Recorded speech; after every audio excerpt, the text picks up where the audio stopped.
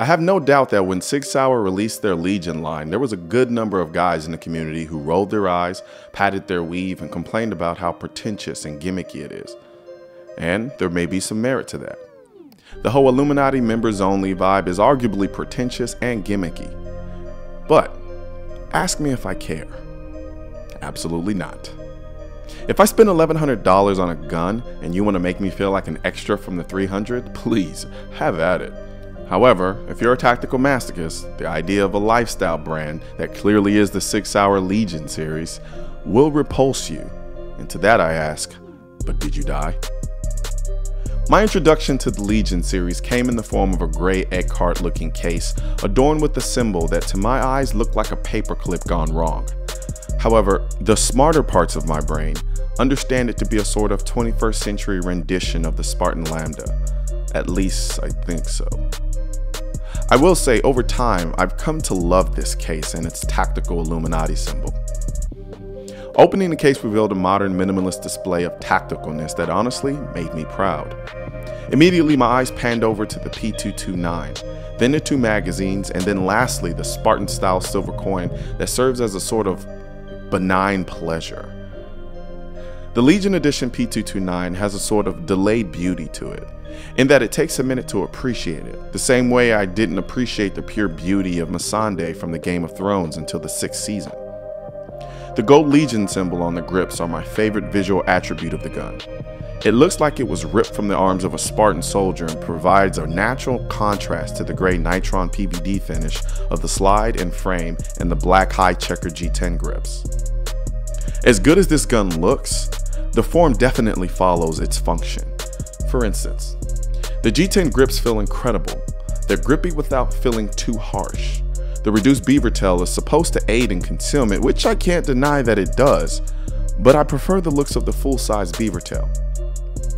The decocker and slide levers have a reduced profile, coupled with a rough texture that stay out of your way when you don't need them, but are right there when you do. Speaking of texture, there are patches of rough checkering cleverly placed on this gun like it's suffering from a case of dermatitis. Along with the decocker and slide lever, there's checkering under the trigger guard, front strap, and magazine release that, like the G10 grips, are grippy but not overly harsh. The trigger is easily my favorite part of the gun. I remember the first time I felt an SRT trigger on a Sig. To this day, I still think it's one of the best double action, single action triggers on the market. As good as the SRT trigger is, this trigger is better. It's not a bullseye trigger. It's an epic combat trigger. This trigger is a combination of Grey Gun Inc.'s intermediate adjustable trigger coupled with an enhanced polish action with SRT. The double action pull is clean. Not smooth, but clean. Yes, there's a difference. Smooth triggers tend to have an almost squishy feel, as if pulling the trigger into a vat of that stuff the dentist uses to make moldings of your teeth. Clean triggers have a more gliding sensation, as if you were swinging on a swing. The trigger on the Legion pistol is definitely the latter. The reset is impeccable. That's not hyperbole, folks. The reset is incredible.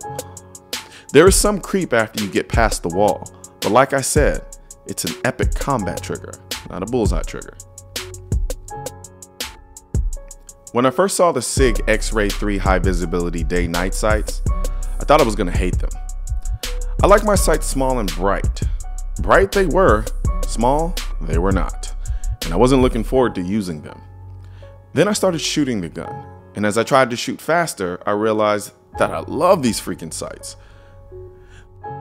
These sights are stare at the sun too long bright, minus the burning of your cornea part. Instead of my eyes picking up the sight, it's like the sights were visually sucking me in. I love it. And the rear sights, they do what good friends should do when they see you talking to the beauty at the bar.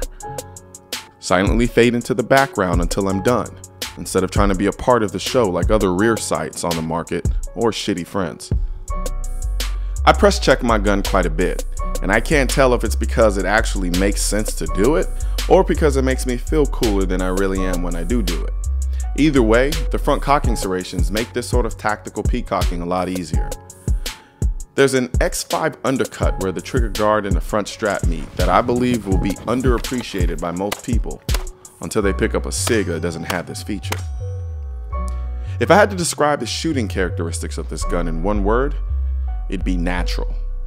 Seemingly all of these little, not so little enhancements come together and make for a very easy shooting experience. There was no learning curve with this gun. I didn't shoot it for the first time and gawk at how awesome it was. It was more like putting on my favorite t-shirt. It just kind of became a part of me. It simply shot really, really well. The recoil was there, but I barely noticed it. I didn't realize how little recoil it had until I shot my Glock 19 immediately after. It still suffers from the notoriously low bore access common in almost every SIG, but none of that really mattered. The gun didn't really have a tendency to flip unless I was shooting at distance and wasn't gripping the gun very much. Speaking of shooting at distance, I was surprised at my ability to hit a man-sized target at 186 yards several times with this gun. The sights were pretty much covering the entire target, but I still managed. There are some people who buy a product and don't care much for anything else that comes with it.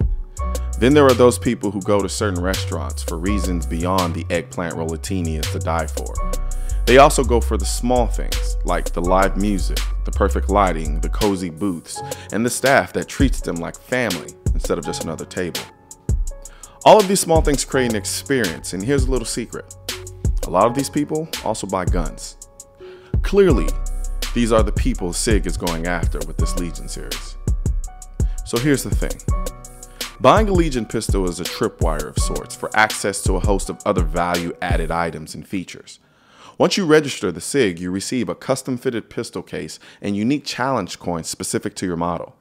The case comes with a cutout for the corresponding Legion knife, from the likes of Rick Heiner, Daniel Winkler, Quartermaster, Emerson, Strider, and Kershaw.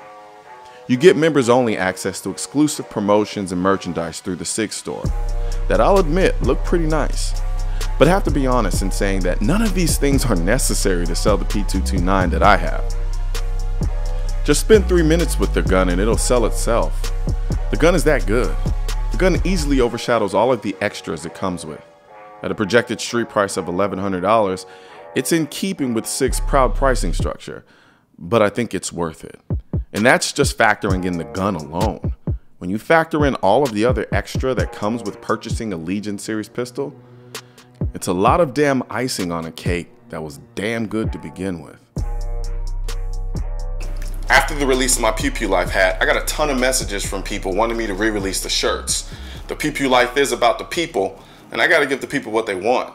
So until October 23rd, the Pew Pew Life shirts will be available again in 6 different colors. There'll be a ladies cut, there'll be a sweatshirt, and a hoodie, and stickers. So remember, October 23rd is the deadline. After that, they're gone.